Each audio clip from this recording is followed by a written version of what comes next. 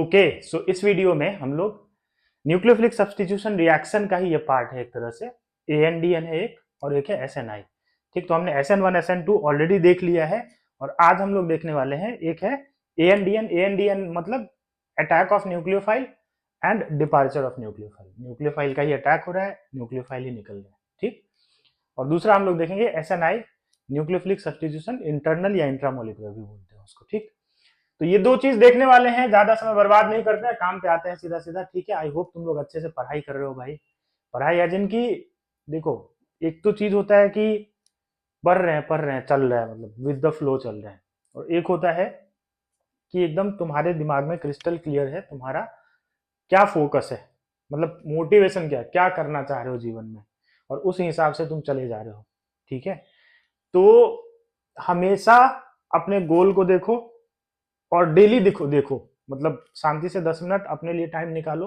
हमेशा सोचो कि जो मेरा गोल है, क्या मैं उस हिसाब से, मेरे जो एस्पिरेशंस हैं, मैंने जो सोच रखा है कि मुझे कल डॉक्टर बनना है या मेरे को IIT में जाना है, क्या मैं उस लायक मेहनत कर रहा हूँ या क्या मैं उस लायक मेहनत कर रही हूँ। This is extremely important to analyze कि तुम जो एफर्ट लगा रहे हो, is that effort sufficient enough. ठीक, पहला चीज। दूसरा चीज, जिस डायरेक्शन में तुम जा रहे हो, हमेशा रुक के डायरेक्शन को चेक करना चाहिए कि भाई साहब ऐसा तो नहीं कि भीड़ के साथ हम भी चले जा रहे हैं, सब गलती कर रहा है, मैं भी गलती करता जा रहा हूँ या करती जा रही हूँ। ये बहुत इंपॉर्टेंट होता है चीजों को बीच में रुक के एनालाइज करना। इसलिए शांति से 10 मिनट 15 मिनट डेली बैठा करो खुद के साथ, अपने आप के साथ अकेले, और चीजों को एनालाइज करो कि भाई जो चीज चल रहा है तुम्हारे साथ, जो चीज तुम कर रहे हो, वो सही हो रहा है कि नहीं, सही दिशा में हो रहा है कि नहीं, प्रॉपर डायरेक्शन है कि नहीं। ऐसा तो नहीं डायरेक्शन लेस मेहनत किए जा रहे हो और जब रिजल्ट आएगा, जब एग्जाम देते हो, टेस्ट देते हो, उसमें मार्क्स ही नहीं आता। बहुत बच्चों के साथ ये होता है कि तुम पढ़े तो जा रहे हो, बट जब तुम्हारा पेपर होता है, जब एग्जाम होता है, तो उसमें तुम्हारे मार्क्स ही नहीं आते। क्यों? क्योंकि तुम एनालाइज ही नहीं करते। तुम जो कर रहे हो, तुम जो पढ़ाई कर रहे हो, वो सही दिशा में है कि नहीं, डायरेक्शन सही है कि नहीं। It is extremely important to identify that. ठीक है, तो हमेशा अपने आप को एनालाइज करते रहो और हमेशा अपने टीचर्स का मदद लिया करो। जाओ उनसे पूछो, उनको बोलो सर ऐसा ऐसा समस्या है, ये सब प्रॉब्लम्स आ रही पढ़ता तो हूँ लेकिन एग्जाम में मार्क्स ही नहीं आ पा रहे हैं। है, तो हमेशा अपने टीचर्स से मदद लिया करो, वो तुमको सही गाइड कर देंगे। अगर देखो, पहला चीज क्या होता है ना कि मान लो टेस्ट में तुम्हारा मार्क्स नहीं आ रहा है, उसके बहुत सारे रीजन हो सकते हैं। तो सबसे पहला चीज है उस रीजन को आइडेंटिफाई करना, और जो तुम्हारे टीचर हैं वो तुमको क्लोजली ऑब्जर्व कर रहे हैं। ठीक है, तो वो तुम्हारे प्रॉब्लम को आइडेंटिफाई कर पाएंगे, और अगर तुम्हारा प्रॉब्लम आइडेंटिफाई हो जाएगा तो आराम से उस पर काम किया जा सकता है। समझ रहे हो ना बात? पहला चीज तो वही है ना यार, बीमारी पकड़ोगे तभी तो इलाज करोगे। प्रॉब्लम क्या है ये आइडेंटिफाई करना इज मोर इंपॉर्टेंट ना देन क्योरिंग इट। ठीक, तो सही दिशा में प्रॉपर डायरेक्शन के साथ पढ़ाई करो, ताकि उसका आउटपुट अच्छा आए। डायरेक्शन अच्छा रहेगा तो आउटपुट अच्छा आएगा, टेस्ट में मार्क्स अच्छे आएंगे, एंड फाइनली सिलेक्शन भी होगा। ठीक है ना? ओके, चलो ANDN क्या है? ANDN is basically attack of nucleophile and departure of nucleophile. मतलब अटैक भी न्यूक्लियोफाइल का ही होगा, और जो जिसका निकल रहा है, जो डिपार्ट हो रहा है, वो भी न्यूक्लियोफाइल ही रहता है। मतलब बेसिकली लिविंग ग्रुप तो वैसे भी न्यूक्लियोफाइल है, तुमको पता ही है।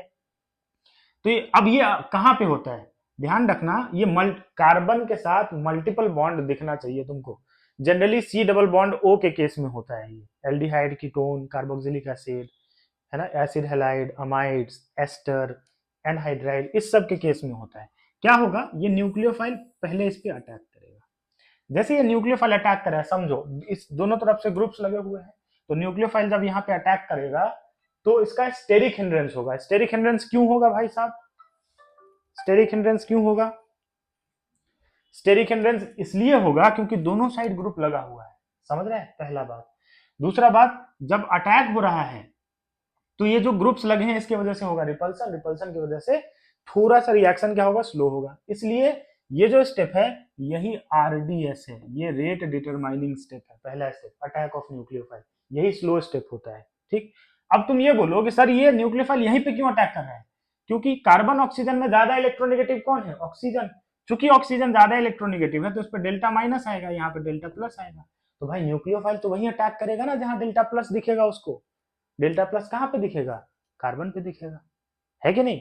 डेल्टा प्लस कहां पे दिखेगा? कार्बन पे दिखेगा। इसी वजह से न्यूक्लियोफाइल इस कार्बन पे अटैक किया। जैसे ही अटैक करेगा तो भाई इसका पाई बॉन्ड शिफ्ट हो जाएगा ऊपर। पाई बॉन्ड ज्यादा कमजोर बॉन्ड है, पाई बॉन्ड शिफ्ट हुआ कहां पे? ऑक्सीजन पे। कैसा दिखेगा ये? सी ओ पे माइनस, यहाँ एल, यहाँ कौन जुड़ गया? न्यूक्लियोफाइल। ऐसा हो गया कि नहीं? ये तुम्हारा स्टेप 1 है। ये भी रिएक्शन 2 स्टेप में होता है, पहले अटैक हुआ न्यूक्लियोफाइल का, बाद में डिपार्चर होगा। ठीक, अब ये जैसे ही वापस आएगा तो जो लीविंग ग्रुप है वो यहां से निकल जाएगा। तो सेकेंड स्टेप में माइनस एल माइनस, यानी लीविंग ग्रुप निकल रहा है और ये बन जाएगा तुम्हारा सी डबल बॉन्ड ओ। यहाँ पे न्यूक्लियोफाइल जुड़ गया और ये तुम्हारा फाइनल प्रोडक्ट बन जाएगा। यहाँ पे कुछ भी हो सकता है, यहाँ तुम कोई आर लगा सकते हो, कुछ भी हो सकता है, एल्काइल हो सकता है, फिनाइल हो सकता है, कुछ भी हो सकता है। ठीक, तो इसका आरडीएस कौन सा है? जब न्यूक्लियोफाइल अटैक कर रहा है वही रेट डिटरमाइनिंग स्टेप है, क्योंकि वही स्लो स्टेप है। ये जो स्टेप है ना, ये स्लो स्टेप है, और ये जो स्टेप है ये वाला फास्ट स्टेप है। ये 2 स्टेप है। ठीक, तो रेट डिटरमाइनिंग स्टेप पहला है।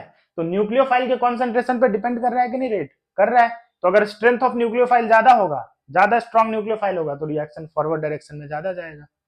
बात समझ में आ रहा है? ये इसका बेसिक मैकेनिज्म है एएनडीएन का। लेकिन ध्यान रखना है सी डबल बॉन्ड ओ वाला ही सिस्टम होना चाहिए, तभी जाके न्यूक्लियोफाइल यहाँ पे अटैक करेगा। और यहाँ पे इलेक्ट्रॉन डेंसिटी जितना कम होगा, ध्यान रखना है, यहाँ पे इलेक्ट्रॉन डेंसिटी जितना कम होगा कार्बन पे, न्यूक्लियोफाइल का अटैक करने का टेंडेंसी उतना ही ज्यादा होगा। अगर मान लो मैं यहाँ पे बड़ा बड़ा एल्काइल ग्रुप लगा दूं, तो यहाँ पे न्यूक्लियोफाइल के अटैक करने का टेंडेंसी क्या होगा? कम होगा। रिएक्टिविटी क्या हो जाएगा? कम हो जाएगा। क्यों? अगर मैं बड़े बड़े ग्रुप को लगा दूं तो न्यूक्लियोफाइल को स्टेरिक हिंड्रेंस होगा, पहला बात।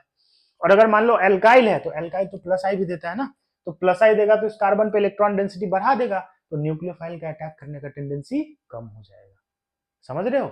तो 2 चीजें हैं, एक यहाँ स्टेरिक हिंड्रेंस जितना कम रहेगा, न्यूक्लियोफाइल का अटैक करने का टेंडेंसी उतना ज्यादा रहेगा। और दूसरा, यहाँ पे इलेक्ट्रॉन डेंसिटी जितना कम होगा उतना ज्यादा ये इनवाइट करेगा न्यूक्लियोफाइल को कि आओ मेरे ऊपर अटैक करो, आओ बैल मुझे मारो। समझे? तो पहले तो ये हो गया, बाद में लिविंग ग्रुप निकल रहा है। तो लिविंग ग्रुप जो जिस स्टेप में लिविंग ग्रुप निकल रहा है वो वाला स्टेप फास्ट है। फाइनली ये तुम्हारा प्रोडक्ट बन रहा है। ठीक, ये इसका बेसिक चीज है, लिखो इसको।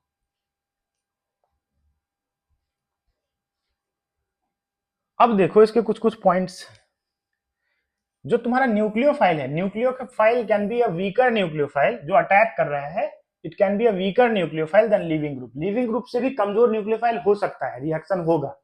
ठीक, रिएक्शन होगा, क्योंकि ये रिएक्शन रिवर्सिबल होता है, तो आगे जाएगा, थोड़ा बहुत पीछे भी आएगा, बट रिएक्शन होगा। ठीक, तो nucleophile can be a weaker nucleophile then leaving group, because nucleophile has not expelled leaving group. Nucleophile की वजह से लिविंग ग्रुप नहीं निकला है। लिविंग ग्रुप तो ऑक्सीजन का माइनस चार्ज आया है उसके वजह से निकला है। देखो, न्यूक्लियोफाइल ने तो अटैक किया, अब ये वापस आया है तो लिविंग ग्रुप यहां से निकला है। अब समझो, जब ये वापस आ रहा है तो निकलने को ये एल भी निकल सकता था और एनयू भी निकल सकता था। तो ध्यान रखना, इन दोनों में ज्यादा अच्छा लिविंग ग्रुप ये होना चाहिए। लिविंग टेंडेंसी न्यूक्लियोफाइल का ज्यादा होगा तब तो न्यूक्लियोफाइल ही निकल जाएगा, पुनः उसको भव, जहां से पहुंचो वहीं पहुंच जाएगा। तो लिविंग ग्रुप जो है एल, उसका लिविंग टेंडेंसी ज्यादा होना चाहिए, ये ध्यान रखना। नहीं तो पता चला ये वापस आया और एनयू ही निकल गया, फिर से यही बन गया। बात समझ रहे हो? ठीक है, तो क्या बोला जा रहा है कि न्यूक्लियोफाइल वीक हो सकता है, बट लिविंग ग्रुप जो है वो बेटर लिविंग ग्रुप होना चाहिए एनयू से। मतलब ये जो लीव कर रहा था उसकी लीविंग टेंडेंसी ज्यादा होनी चाहिए। ठीक है, एक ही बात को बहुत बार बोल दिया। पहली बात, पहला पॉइंट तो ये है। दूसरा point, nucleophile should be a poor leaving group then L minus, जो मैं बोल रहा हूं तुमको कि न्यूक्लियोफाइल जो है वो एल माइनस से बेकार लिविंग ग्रुप होना चाहिए। ठीक, तीसरा point, higher the nucleophilic strength higher will be the rate of एएनडीएन। ये मैं ऑलरेडी बता चुका हूं भाई। न्यूक्लियोफाइल का जो अटैक है वो आरडीएस है, और आरडीएस में तुमको पता है कि अगर न्यूक्लियोफाइल का स्ट्रेंथ ज्यादा रहेगा तो उसके कॉन्सेंट्रेशन पे रेट डिपेंड कर रहा है ना। तो न्यूक्लियोफाइल का स्ट्रेंथ अगर ज्यादा रहेगा तो रेट ऑफ रिएक्शन ज्यादा होगा, सिंपल सा बात है। ठीक है, अगला पॉइंट क्या है? Higher the amount of positive charge, ये भी बता चुका हूं। Higher the amount of positive charge on the carbon, faster will be the attack of nucleophile. Carbon पे पॉजिटिव चार्ज जितना ज्यादा होगा, अटैक करने की टेंडेंसी उतनी ज्यादा, इनवाइट उतना करेगा कि आओ अटैक करो। समझ रहे हो बात? ठीक है, तो अगर मुझे इसको कंपेयर करना हो तो देखो, हैलोजन का होता है माइनस आई। माइनस आई की वजह से यहाँ पे आएगा डेल्टा पॉजिटिव, बढ़िया डेल्टा पॉजिटिव आएगा। ठीक, यहाँ पे हाइड्रोजन है, हाइड्रोजन का कुछ नहीं होता है, ना माइनस आई ना प्लस प्लस आई, तो ये ऑक्सीजन के वजह से जो डेल्टा पॉजिटिव है वही डेल्टा पॉजिटिव आएगा। अब देखो ये अल्काइल ग्रुप है, इसका प्लस आई लगेगा, इलेक्ट्रॉन डेंसिटी कम करेगा। OH का, OH तो प्लस एम से इलेक्ट्रॉन दे रहा है, रेजोनेंस कर रहा है ना इसके साथ, OH को देख लो ये रेजोनेंस कर रहा है इसके साथ, तो प्लस एम से इलेक्ट्रॉन आ रहा है, और OR भी रेजोनेंस कर रहा है और अल्काइल का प्लस आई लग रहा है। ठीक, तो और स्टेरिक हिंड्रेंस भी ज्यादा है, तो स्टेरिक हिंड्रेंस और इलेक्ट्रॉन डेंसिटी दोनों को मिला के देखा जाए तो सबसे ज्यादा रिएक्टिव एसिड हैलाइड होता है। अगर यहाँ क्लोरीन ब्रोमीन ये सब लगा रहेगा इसकी रिएक्टिविटी ज्यादा होगी। उसके बाद एल्डिहाइड का, उसके बाद कीटोन का, फिर एसिड का, और फिर एस्टर का। ध्यान रखना है ये सीक्वेंस है। ठीक है, ये तुमको खुद भी समझ आएगा। अगर दोनों साइड, सिंपल सा बात है भाई, एल्डिहाइड और कीटोन में रिएक्टिविटी किसका ज्यादा होगा? एल्डिहाइड का, क्योंकि कीटोन में दोनों साइड ग्रुप्स लगे हुए हैं तो उसमें स्टेरिक हिंड्रेंस ज्यादा होगा, तो न्यूक्लियोफाइल जब अटैक करने जाएगा तो उसको भीड़ भाड़ दिखेगा, तो उसकी रिएक्टिविटी क्या हो जाएगी? कम हो जाएगी, है कि नहीं आप लोग? इसके कुछ एग्जांपल्स देख लेते हैं प्यारे बच्चों। ANDN के एग्जांपल्स देखो क्या होगा। देखो ये OR माइनस, O पे नेगेटिव चार्ज, ये न्यूक्लियोफाइल है, ये इस पे अटैक किया, ये ऊपर शिफ्ट हुआ, तो RCO पे चार्ज आया माइनस, यहाँ आ गया Cl और यहाँ आ गया OR। अब बेटा जैसे ही ये माइनस वापस आएगा यहाँ से Cl भाग जाएगा, तो क्या बना? RC double bond O OR, ester बन गया। एसिड हैलाइड, एसिड क्लोराइड से क्या बन गया? एस्टर बन गया। यहाँ देखो क्या होगा, ये इस पे अटैक किया, ये ऊपर गया, RCO पे माइनस Cl और यहाँ पे आ गया OH। अब जैसे ही वापस आएगा, Cl is a better leaving group then OH, Cl निकल जाएगा, तो यहाँ पे माइनस Cl माइनस, ये माइनस Cl माइनस, तो क्या बना? RC double bond O OH। देखो एसिड बन गया, कार्बोक्सिलिक एसिड, एसिड हैलाइड से क्या बन गया? एसिड बन गया। यहाँ देखो कीटोन बन जाएगा, कैसे? ये CH3 माइनस इस पे अटैक किया, इसका पाई बॉन्ड शिफ्ट हुआ, तो RCO पे माइनस, यहाँ है Cl और यहाँ आ गया CH3। जैसे ये वापस आएगा तो Cl भागेगा, CH3 तो बहुत ही बेकार लिविंग, निकलेगा ही नहीं, एकदम ही घटिया लिविंग ग्रुप है, तो क्या बना? RC double bond O CH3, ketone बन गया। इसमें देखो NH2 माइनस अटैक किया, ये शिफ्ट हुआ ऊपर, तो RCO पे माइनस OR और यहाँ आ गया तुम्हारा NH2, वापस आया तो OR निकलेगा इस बार, तो OR minus minus OR minus निकल गया, तो RC double bond O NH2, क्या ये अमाइड बन गया? दिख रहा है, NH2 माइनस ने अटैक किया, फिर OR रिलेटिवली अच्छा लिविंग ग्रुप है NH2 से, तो इसलिए फाइनली क्या बन रहा है? Amide. So these are some beautiful examples of ANDN। अब इसका यूज जो है मेनली वो एल्डिहाइड कीटोन में आएगा, आगे चल के जब हम लोग एल्डिहाइड कीटोन पढ़ेंगे, एल्डिहाइड कीटोन, कार्बोक्सिलिक एसिड, है ना, एसिड डेरिवेटिव्स, तो उसके अंदर ANDN बहुत बार यूज आएगा। जैसे SN1 SN2 जो हमने पढ़ा, उसका यूज तो इमीडिएट आ जाएगा, अगले चैप्टर में हम लोग जाएंगे, SN1 SN2 का यूज आ जाएगा। इसका यूज थोड़ा लेट आता है, बट है सिंपल ही, मैकेनिज्म तो तुमको समझ आ ही गया होगा आई होप। ठीक है, छाप लो इसको। ये स्टोरी था ANDN का। ठीक है भाई, अब हम लोग देखते हैं SNI, छोटा सा मैकेनिज्म है। SNI क्या होता है? न्यूक्लियोफिलिक सब्स्टिट्यूशन इंटरनल या इंट्रामोलिकुलर, मतलब with in the same molecule, अंदर ही अंदर मॉलिक्यूल के अंदर अटैक करके प्रोडक्ट बना ले। इसमें ध्यान रखना है, इसके अंदर रिटेंशन होता है। SN1 में क्या होता था? Racemisation, 50% retention 50% inversion. ठीक, SN2 में क्या होता था? 100% inversion, umbrella inversion, Walden inversion, याद है? और SNI में 100% रिटेंशन होता है। कैसे होता है भाई, मैकेनिज्म क्या है वो सब बताओ सर। देखो रिटेंशन होगा तो जिधर OH है उधर ही Cl चिपकेगा, ये बहुत ही अच्छा मेथड है, पता है? यहाँ मैं इथाइल लिख देता हूँ, इसको CH2 CH3 को मैं इथाइल लिख दिया हूँ ET, और यहाँ पे क्या आ जाएगा? यहाँ आ जाएगा Cl, साथ में निकलेगा HCl और SO2। अब ध्यान रखो, HCl और SO2 दोनों वोलाटाइल है, राइट? तो this method of preparation of alkyl halide from alcohol is a very excellent, very good method. क्यों? क्यों बहुत अच्छा है? क्योंकि इसमें जो बाई प्रोडक्ट्स बन रहे हैं भाई साहब, वो बाई प्रोडक्ट्स क्या हैं? वो वोलाटाइल है। वोलाटाइल है तो वो सॉल्यूशन में, प्रोडक्ट में से खुद ही उड़ के निकल जाएगा, और प्रोडक्ट में से खुद ही उड़ के निकल जाएगा तो तुम याद करो केमिकल इक्विलिब्रियम, ली चैटलियर प्रिंसिपल। अगर प्रोडक्ट को तुम हटाते जाओगे तो रिएक्शन किधर भागेगा? फॉरवर्ड भागेगा, तो रिएक्शन बहुत आसानी से फॉरवर्ड डायरेक्शन में शिफ्ट हो जाएगा, और प्रोडक्ट आसानी से मिलता जाएगा according to Le Chatelier principle. ठीक, ये इसका रिएक्शन है, ये बहुत ही अच्छा मेथड है, याद रखना, एनसीईआरटी में दे रखा है, इंपॉर्टेंट है बहुत। ठीक है, याद रखना। अब इसका मैकेनिज्म क्या है, क्यों ये एसएनआई शो करता है, वो समझना जरूरी है। एक बार इसको आप लोग छाप लें, फिर हम लोग देखते हैं कि ये एसएनआई क्यों फॉलो कर रहा है। देखो इसका मैकेनिज्म देखते हैं। सी ऊपर हमारा एमी था, एमी मतलब मिथाइल CH3, यहाँ पे हमारा है H, यहाँ पे हमारा इथाइल है और यहाँ पे हमारा OH है। अच्छा, SOCl2 जो है थायोनिल क्लोराइड, वो ये है।